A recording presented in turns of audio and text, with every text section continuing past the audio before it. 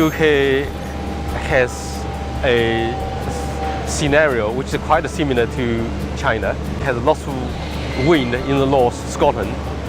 China has lots of wind in northwest part of China. But the load centers in the UK is mainly in south, and China, the load center is southeast.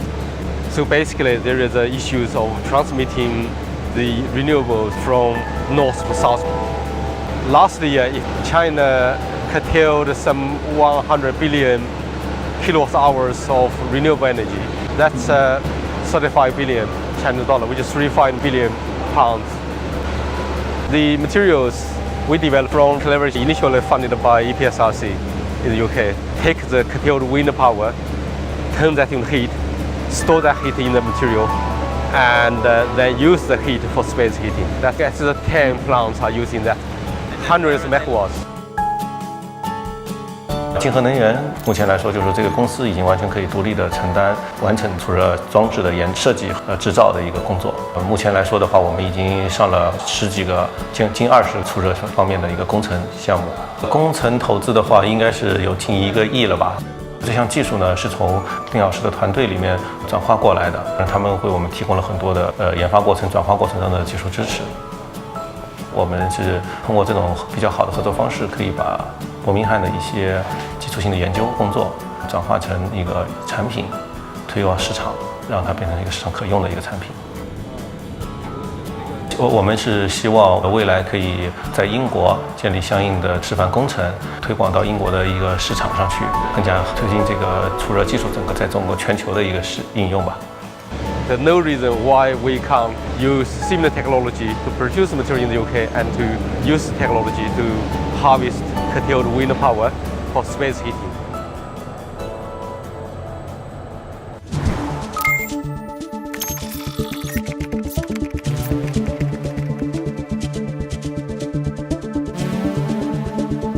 In 2050, that at least 10 million people will die for common infections every year. It will cost the global economy about $100 trillion US.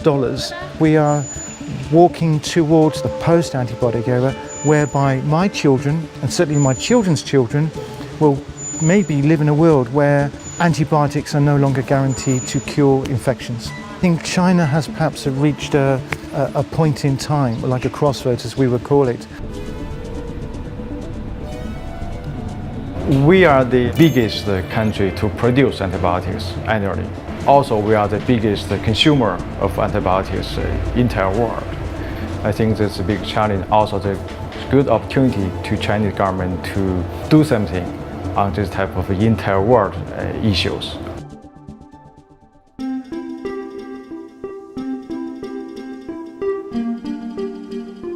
I was interested in using physical techniques to solve the biological problems.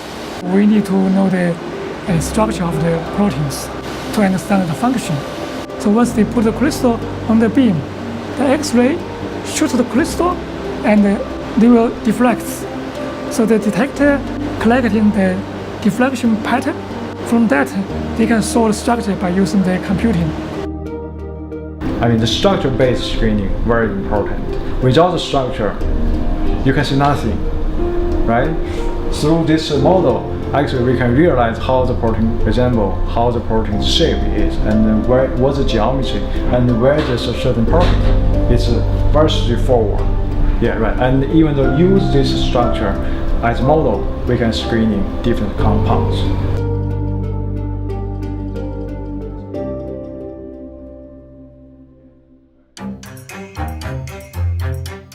So when you discover drug in conventional term, you need a target, which probably disease-related proteins or receptors or enzymes. Because so many compounds, millions, you cannot handle it by hand. So you need automated equipment. So you need a machinery gun to shoot. Because you do not know which will be hit. So you need a vast number of compounds with diversified structures.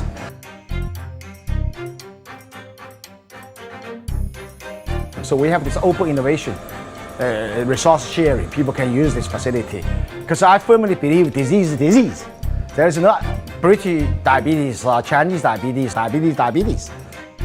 我们筛选到了一个老药，它可以抑制金黄色葡萄酒菌、金黄色色素的产生，它的感染能力下降了很多。如果我们能把它这个产生毒力因子的这个途径阻断掉，并可以躲避人体内的这种免疫系统的伤害。Antimicrobial resistance, 15 years ago, people didn't want to know about it. Couldn't care less. China is now fully on board. There are quite a few programs, not least by the Medical Research Council and also BBSRC. Nobody can escape this type of threat. So this is the common topics we have to face together. This is the reason why UK and China scientists step together and trying to overcome this, combat the bacterial infection and resistance together. "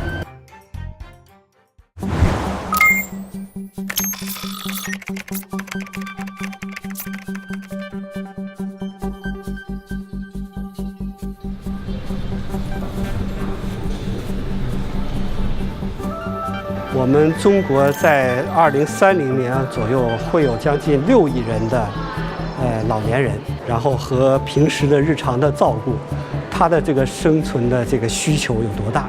另外一个呢，就是目前中国的随着这个经济水平的提升，那么购买力也比较旺盛，所以呢，这个市场呢是非常之巨大的。大概这个康复的市场是950亿人民币每年。我们已经做了好几个很好的医疗的康复医疗的高端医疗器械。对，这个是温度的。那这个项目呢，优办的项目呢是中国国家科技部和英国国家创新署联合资助的国际间的重大合作项目。现在中英合作的项目有一个智能的陪伴的一个机器人，那么我们希望呢，将来这个产品能够帮助老年人智能化的出行、安全的出行，它能陪伴他，支撑他。那第二个呢，实际上可能看了一个就是智能的手部的康复的机器人，这个脑机接口来进行一个智能化的主动型的手部的功能康复的一个机器人。我们将来马上也快就把它产业化。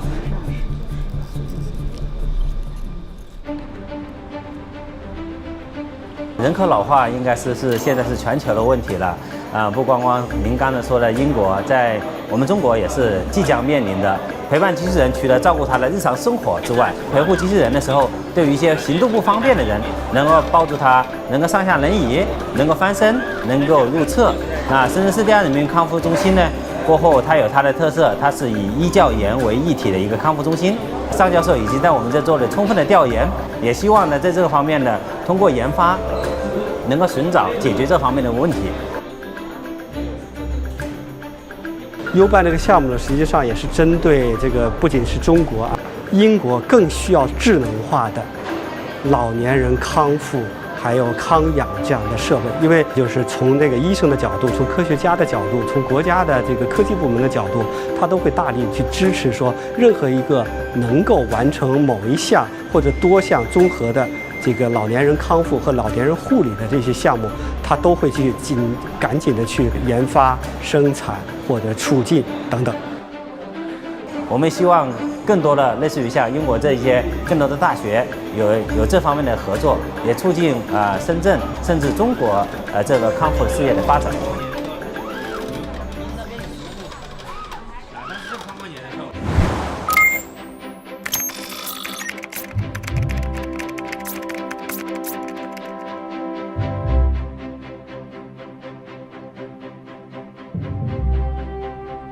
From the east to the west. The issues are mainly from the erosion of current structures, which are cultural heritage, material culture, architectures, monuments, sites, objects. And these are caused by climate change, natural calamities, terrorist activities. These are the main threats. It's a real need to look into our present history and record them.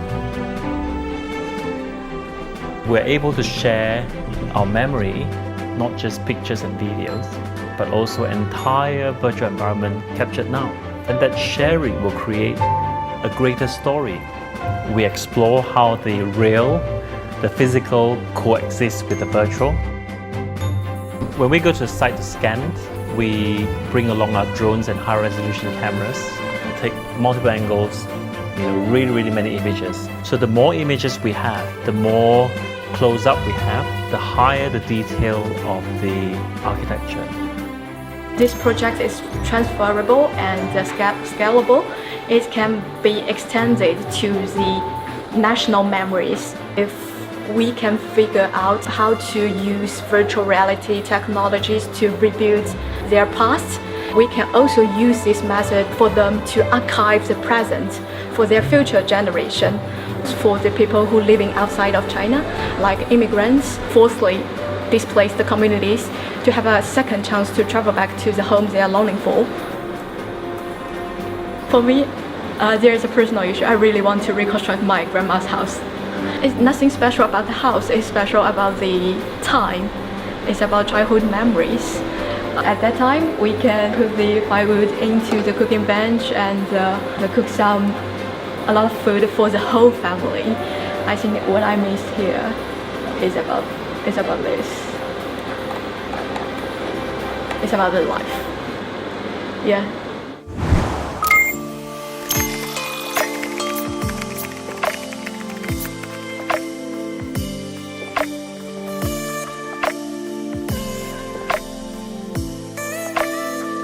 Globally, we're becoming more aware of the impact of climate change on species.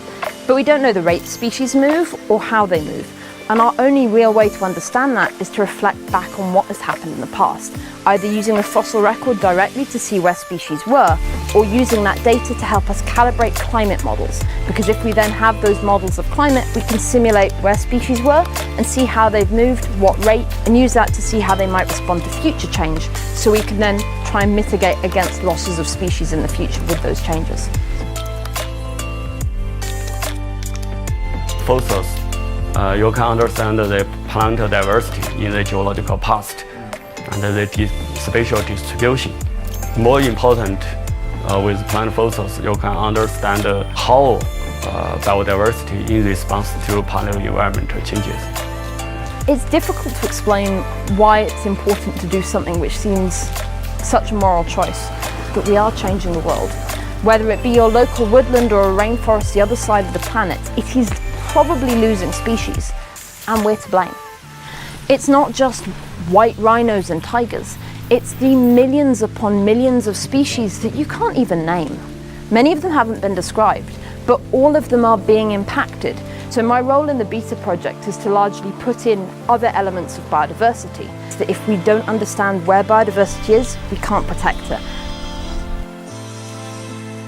To understand where to protect, we need to see how species have responded to past change. An incredible longevity. I mean, some of these species will live 40 years in the wild, which for an animal that size, pretty impressive. That's challenging from many perspectives. So in a karst system like this, you will have species which may be endemic. Their wing shape, their echolocation is adapted to that system, and some of them don't respond well to change.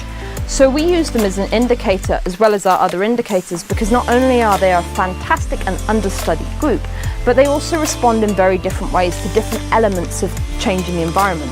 And by seeing how those compositions change, it gives us better insights into how the environment might be changing and allows us to develop basically bioindicators to assess ecosystem health.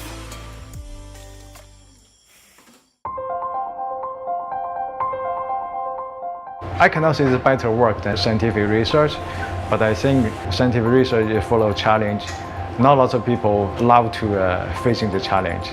So very few scientists are facing to the camera and talk about the science, what's the science and what's their research and how their research will benefit to human beings. We need more ordinary scientists to be superstar.